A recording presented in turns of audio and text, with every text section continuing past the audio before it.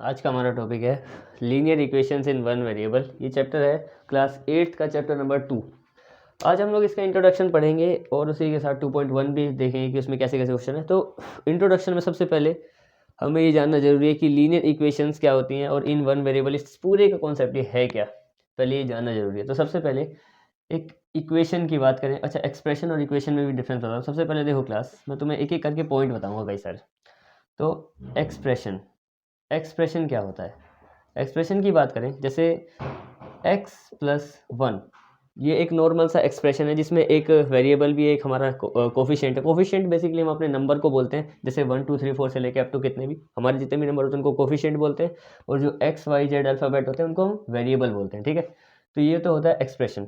अब इक्वेशन क्या होती है जो इसमें हम यूज़ करने वाले हैं? तो इक्वेशन का मतलब क्या होता है? देखो क्लास, इक्वेशन का मतलब होता है जैसे x+1 है इक्वल टू 2 कर दो।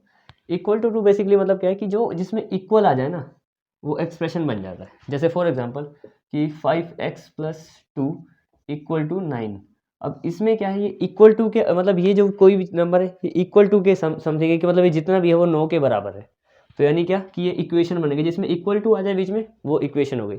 इक्वेशन से तुम्हें समझ में आ गया कि इक्वेशन क्या होती है। अब बात करते हैं लीनियर। लीनियर का क्या मतलब होता है? देखो, लीनियर भी ज़्यादा कोई मुश्किल कॉन्सेप्ट नहीं है। जैसे फॉर एग्जांपल कि यही x+1 इक्वल टू 0 है, ये एक लीनियर इक्वेशन है। ठीक है, अब तुम बोलोगे कि तो ये ऊपर भी लिखा हुआ है लीनियर कैसे? लीनियर समझाता हूँ मैं कि अगर x² + 1 हो इक्वल टू 0, स्क्वायर मतलब इसकी पावर हो गई 2, तो ये बन जाती है क्वाड्रेटिक इक्वेशन, क्वाड्रेटिक। और जो तुम अभी फिलहाल पढ़ोगे नहीं, ये अगर जिसमें स्क्वायर नहीं है, जैसे कि इसमें ना इसमें स्क्वायर लगा हुआ है ना इसमें स्क्वायर लगा है ना कहीं पे भी स्क्वायर नहीं, सिंपल टर्म्स है, तो वो लीनियर इक्वेशंस में आती है। और अगर मैं बोलूँ कि जैसे x³ 3 कर दें +4 इक्वल टू 0 कर दें, तब वो क्यूबिक बन जाती है। यानी बेसिकली लीनियर का मतलब वो होता है जिसमें सबकी पावर सिंगल 1 1 1 है। जैसे कि x की पावर में कुछ नहीं है तो 1 है, 1 की पावर भी 1 है, मतलब क्वाड्रेटिक वो जिसमें स्क्वायर लग जाए।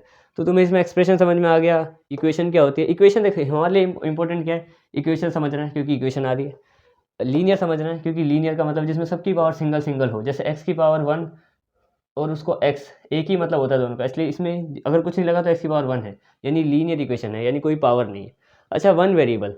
अब इसमें क्या है, वन वेरिएबल टू वेरिएबल जो है ना वो क्लास 10th का एक चैप्टर है, लेकिन अभी तुम 10th में नहीं हो। तो वन वेरिएबल का क्या हिसाब है? जैसे फॉर एग्जांपल कि यहाँ पे 2x+4x+9x इक्वल टू मतलब कितना भी 15x इक्वल टू 0 कर दो। ठीक है, इसका मतलब क्या है कि इसकी जो पावर है वो सारी की सारी, मतलब जो इसका वेरिएबल है, यहाँ पे भी x है, यहाँ पे भी x है, यहाँ पे भी x है, यहाँ पे भी x है। कुल मिला के कहने का मतलब क्या है कि इक्वेशन कितनी भी बड़ी लिख दो, लेकिन वेरिएबल क्या, एक एक इक्वेशन में एक ही वेरिएबल आ रहा है हर बार x। अब समझाऊँ कैसे? जैसे फॉर एग्जांपल कि किसी इक्वेशन में दो वेरिएबल आते हैं, जैसे कि 2x+4y इक्वल टू 0। अब देखो x एक कोफिशिएंट यहाँ पे हो, मतलब एक वेरिएबल यहाँ पे अलग है, यहाँ पे एक अलग वेरिएबल है। ये तो होता है इन टू वेरिएबल, लेकिन हमें क्या पढ़ना है? सिर्फ इन वन वेरिएबल। और वन वेरिएबल मतलब कि जैसे कितने भी बड़ी लाइन हो उसमें अगर एक जगह पे x शुरू हो गया, इक्वेशन चाहे बहुत लंबी है उसमें हर जगह x x x ही आएगा। यानी कि कुल मिला के कहने का मतलब क्या है कि इक्वेशन में वेरिएबल हमेशा एक ही रहेगा। जैसे एक बार a आ गया, जैसे मान लो कि इक्वेशन यहाँ पे 4a आ गया equal to 5a equal to यहाँ पे 9/a+2a, हर जगह a ही रहेगा, चाहे कुछ अपॉन मल्टीप्लाई डिवाइड कैसा भी हो। यानी इन वन वेरिएबल का मतलब है कि एक बार जो वेरिएबल शुरू हो गया फिर आगे वो वही चलता रहेगा। तो ये तो ये तुम्हारा बेसिक सा एक इंट्रोडक्शन था। अब हम बात करते हैं आगे इसकी एक्सरसाइज की, आगे बढ़ते हैं। इसमें कुछ और भी समझना पड़ेगा हमें जो 2.1 में बेसिकली यूज़ होगा। इंट्रोडक्शन 2.1 के लिए था, ठीक है, तुम्हें बेसिक मैंने सारा समझा दिया। लेकिन अब एक और जो मेन चीज़ है वो तुम्हें समझना जरूरी है कि जो 2.1 में हमें हेल्प करेगी ना सारी, कि 2.1 में 12 क्वेश्चन है कुल मिला के, उनको सोल्व करने के लिए एक चीज़ समझनी पड़ेगी तुम्हें। जैसे फॉर एग्जाम्पल यहाँ पे है 2x+1 इक्वल टू 0। हमें क्या करना है? x की वैल्यू निकालनी है। कैसे निकालेंगे? हम ना हर एक नंबर को x से दूर भेजेंगे उस तरफ। ठीक है, अब देखो कैसे सिस्टम, ध्यान से समझना। ये एक रफ एग्जांपल है, ये तुम्हारा मेन एनसीईआरटी का क्वेश्चन नहीं है। ठीक है, जैसे हमें 2x के अलावा यहाँ पे मतलब x के अलावा हर चीज़ को उधर भेजना है, तो करेंगे क्या? पहले हम इस 1 को भेजेंगे। अगर हम लोग 1 को उधर भेजते हैं, ऐसा नहीं कि इसमें नॉर्मल तरीके से भेजा जा सकता है, जैसे इसमें 1 को हमें उधर भेजना है तो 1 यहाँ पे क्या हो रहा है प्लस, तो जब वहाँ पे जाके पहुँचेगा तो ये माइनस का 1 बन चुका होगा। यानी कि तुम्हें समझ में आया कि यहाँ पे प्लस की चीज़ है तो वहाँ इक्वल टू के उधर जाके, क्योंकि ये वहाँ पे गया है इक्वल टू के, तो वहाँ पे जाके क्या माइनस का बन गया। अब एक और बात देखेंगे, यहाँ पे ये x के साथ 2 हो रहा है मल्टीप्लाई, अगर ये बिल्कुल आपस में जुड़े हुए ना नंबर, तो वो मतलब आपस में जैसे कि a और b है, तो इसका मतलब होता है a मल्टीप्लाई b, तो ये मल्टीप्लाई हो रहा है इसके साथ। अगर यहाँ पे ये हो रहा है मल्टीप्लाई, तो जब ये x के उधर जाएगा तो ये वहाँ पे जाके हो जाएगा डिवाइड। मैं तुम्हें बेसिक रूल बता दूँ तो x की वैल्यू आ गई। देखो रूल्स ये हैं सिंपल से कि अगर इक्वल टू के यहाँ पे हो रहा है एडिशन, तो जब वहाँ भेजेंगे तो हो जाएगा सब्ट्रैक्शन, और अगर हो रहा है यहाँ पे सब्ट्रैक्शन, तो जब इसको वहाँ भेजेंगे तो यहाँ पे बन जाएगा एडिशन, एक दूसरे का उल्टा। सेम मल्टीप्लाई डिवाइड के केस में अगर मल्टीप्लाई हो रहा है तो वहाँ पे जाके डिवाइड, और अगर डिवाइड हो रहा है तो वहाँ पे जाके मल्टीप्लाई, मतलब सेम हिसाब है, ज़्यादा कोई कॉम्प्लेक्स है नहीं इसमें। ये 2.1 में तुम्हें यूज़ होगा, इसलिए मैं तुम्हें पहले ही बता दिया कि ये वाले इक्वेशंस के में ये जो टर्म है ना, इस तरीके से हम उनको चेंज करके एक्स या वाई की या जो भी हमारा वेरिएबल है उसकी वैल्यू निकालते रहेंगे। अब आगे बढ़ते हैं 2.1 क्वेश्चंस की तरफ। ये देखो 6 यहाँ पे लिख दिए, 6 और हैं बस, और बहुत ही ईजी क्वेश्चन होने हैं, मेरे लिए तो खैर आसान ही है, तुम्हारे लिए भी हो ही जाएंगे, वीडियो को देखते रहो बस। देखो क्लास, सबसे पहले क्या करना है, एक्स की वैल्यू निकालनी है। एक्स की वैल्यू रूल्स में तुम्हें अभी भी समझा दी थी, क्या करना है, एक्स के अलावा सब नंबर को उधर भेज देंगे, तो कैसे, एक्स को यहीं रखो 7 के पास अगर हम 2 को भेजेंगे तो 2 यहाँ पे जो माइनस का था वहाँ पे प्लस का बन के आएगा, बस एक्स की वैल्यू क्या आ जाएगी यहाँ पे, एक्स की वैल्यू आ जाएगी 7 + 2 9, सिंपल।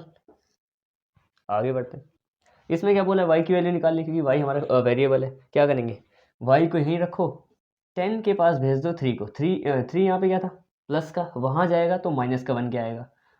अब सिंपल 10 में से 3 माइनस कर दो, वाई आ गया 7, बहुत सिंपल क्वेश्चन था। आगे बढ़ते हैं, इसमें क्या बोला है, 6 = z + 2। अब देखो z तो इस तरफ है तो उससे हमें कोई फर्क नहीं पड़ता, हम 2 को इधर लेंगे, 6 के पास जब 2 यहाँ पे आएगा माइनस का बन के, वहाँ रहेगा z, तो यहाँ पे क्या आ जाएगा 4, तो z की वैल्यू कितनी आ गई क्लास 4।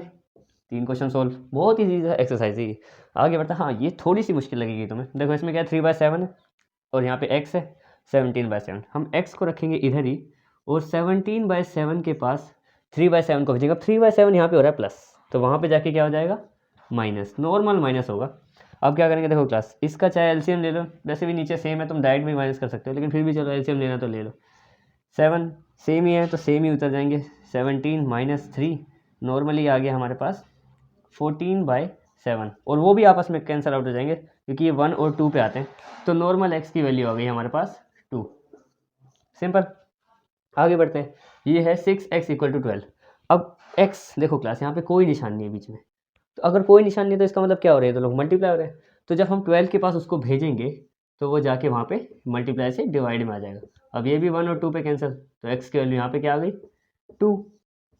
आगे बढ़ते हैं, अब यहाँ पे क्या हो रहा है, ये t के साथ जो 5 है वो हो रहा है डिवाइड, और वहाँ पे जाएगा डिवाइड का उल्टा मल्टीप्लाई, तो बस t से उसको वहाँ भेजेंगे, वो चला गया मल्टीप्लाई में, तो t की वैल्यू आ गई 50। ये थे तुम्हारे पहले 6 क्वेश्चन जो इजी थे, शायद अगले 6 क्वेश्चन मुश्किल हो मेरे हिसाब से, तो ये तो तुम्हारे पहले 6 क्वेश्चन थे। अब बढ़ते हैं अगले 6 पे, 7 से 12, ये भी इजी है, थोड़े थोड़े लग रहे होंगे मुश्किल पर हैं आसान। देखो क्लास, इसमें बोला है कि 2x/3, 2x के अब नीचे 3 है और यहाँ पे 18 है, हमें x की वैल्यू निकालनी है। तो सबसे पहले क्या करेंगे, इस 3 को उधर भेजते हैं, तो 3 यहाँ पे क्या हो रहा है डिवाइड, यानी 2x जब यहाँ रह जाएगा तो 3 जब उसके पास जाएगा तो वो बनेगा वहाँ पे जाके मल्टीप्लाई, सिंपल, क्योंकि यहाँ पे डिवाइड हो रहा था। अब क्या करेंगे हम लोग, इसको इससे अगर मल्टीप्लाई कर दे तो नॉर्मल से नॉर्मल तो पता 54 आ जाएगा। अब ये जो फिर देखो, फिर अब इस 2 को भी उधर भेज दो, तो 2 यहाँ पे क्या हो रहा है मल्टीप्लाई, क्योंकि साथ साथ है। अब वहाँ जब जाएगा तो वो उसकी डिवाइड में आ जाएगा, तो 54/2 कैंसिल आउट हो जाएंगे क्योंकि 2 के टेबल में आता है, तो x की वैल्यू नॉर्मल आ जाएगी हमारे पास 1/27, तो यहाँ पे 27, x आ गया 27। आगे बढ़ते हैं, इसमें क्या देखो क्लास, y की वैल्यू निकालनी है, और 1.6 यहाँ पे रखा है, 1.5 यहाँ पे। अब ये 1.5 यहाँ पे इससे डिवाइड हो रहा है, जब इधर भेजेंगे तो y को उधर रहने दो, कोई दिक्कत नहीं, तो यहाँ पे आके इसके साथ मल्टीप्लाई हो जाएगा, इसको मल्टीप्लाई कर दो, ये आ जाएगा 2.40 = y, पॉइंट के बाद 0 लगाते नहीं है तो 2.4, ये आ गया आंसर y का, सिंपल। आगे बढ़ते हैं, इस क्वेश्चन में बोला है कि फिर से x की वैल्यू निकालिए, बाकी सबको उधर भेजेंगे, तो अब ये तो इस 9 को पहले उधर भेजो, तो ये 9 यहाँ पे क्या हो रहा है माइनस, वहाँ पे जाके प्लस हो जाएगा। अब यहाँ पे नॉर्मल इनको कर दो प्लस, 25 आ जाएगा। x को रखो यहीं पे, क्योंकि अब ये 7 यहाँ पे मल्टीप्लाई था तो बाद में जाके यहाँ पे डिवाइड, और ये आपस में एक टेबल में आती नहीं है, तो इसको ऐसे कैसे छोड़ दो, ये x की वैल्यू आ गई। देखो क्लास, ये 7 यहाँ पे मल्टीप्लाई हो रहा था क्योंकि बिना निशान के था ना, इसलिए वहाँ पे जाके डिवाइड में गया। ठीक है, आगे बढ़ते हैं, इस क्वेश्चन की बात करते हैं। इस क्वेश्चन में क्या बोला है कि भाई सिंपल y की वैल्यू निकालनी, तो पहले तो 8 को भेज दो उधर, 14y रहेगा यहीं पे ही। अब 13 के पास जब 8 जाएगा तो वो बन जाएगा प्लस, क्योंकि मैं तो बताइए पहले माइनस से प्लस हो जाता है, क्योंकि 8 यहाँ पे माइनस का था, यहाँ पे आके प्लस का हो गया। अब देखो, अब है मेन इसमें कि ये जो है इन दोनों को प्लस कर देंगे तो कितना आ जाएगा, कितना आ जाएगा 21। अब 21 आ गया। अब ये y यहाँ पे क्या हो रहा है, इसके साथ मल्टीप्लाई, तो जब y से ये वहाँ पे जाएगा तो ये इसके नीचे डिवाइड में आ जाएगा। अब 14 और 21 7 के टेबल में 3 और 2 पे आते हैं, तो यहाँ पे y की जो वैल्यू आएगी वो आएगी 3/2। ये भी हो गया। आगे बढ़ते हैं, इस क्वेश्चन की बात करते हैं। इसमें क्या बोले, 6p मतलब बेसिकली p की वैल्यू निकालनी है। एक एक करके नंबर को उधर भेज दो। 6p को यहीं पे रहने दो। 9 के पास जब ये 17 जाएगा तो माइनस का हो जाएगा, क्योंकि यहाँ पे ये प्लस हो रहा था, ठीक है, तो वहाँ पे माइनस का हो गया।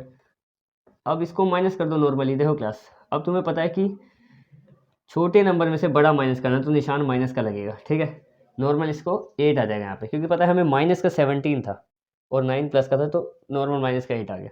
इसकी बात करें, अब ये यहाँ पे क्या हो रहा है, मल्टीप्लाई, वहाँ पे जाएगा p से हट के, तो वहाँ पे इसकी डिवाइड में आ जाएगा। अब ये दोनों किसके टेबल में आते हैं, 3 और 4 2 के टेबल में आते हैं, तो ये आ जाएगा p इक्वल्स टू -4/3। यहाँ पे लिख देता हूँ मैं साइड में, -4/3। सिंपल सा था। अब फिर से आगे बढ़ते हैं, इसकी बात करते हैं। ये क्वेश्चन थोड़ा सा है, कर लेते हैं इसको भी, क्या है, ये x/3 है। इस 1 को पहले तो 1 को उधर भेजेंगे, तो x/3 को रखो यहीं पे।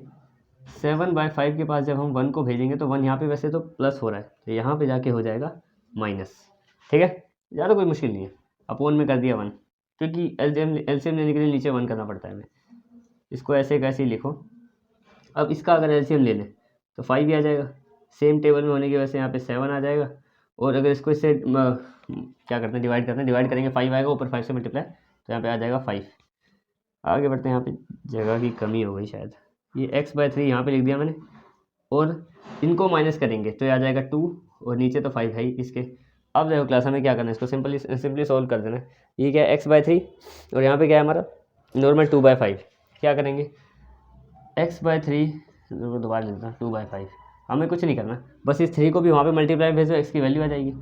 तो ये जो x है इसको यहीं रखो, जब ये 3 ऊपर जाएगा 2 के पास जाके मल्टीप्लाई, क्योंकि यहाँ पे तो डिवाइड हो रहा है, ऊपर मल्टीप्लाई में भेजना पड़ेगा। 2 3 के साथ मल्टीप्लाई में आ जाएगा, नीचे 5 रह जाएगा, तो टोटल आंसर आएगा 6/5। सिंपल क्वेश्चन था ये भी, थोड़ा सा जगह कम पड़ गई। दैट्स इट, ये थे तुम्हारे 2.1 कंप्लीट, और इसका इंट्रोडक्शन भी तुम्हें समझा ही दिया। आज के लिए इतना बहुत है। That's it.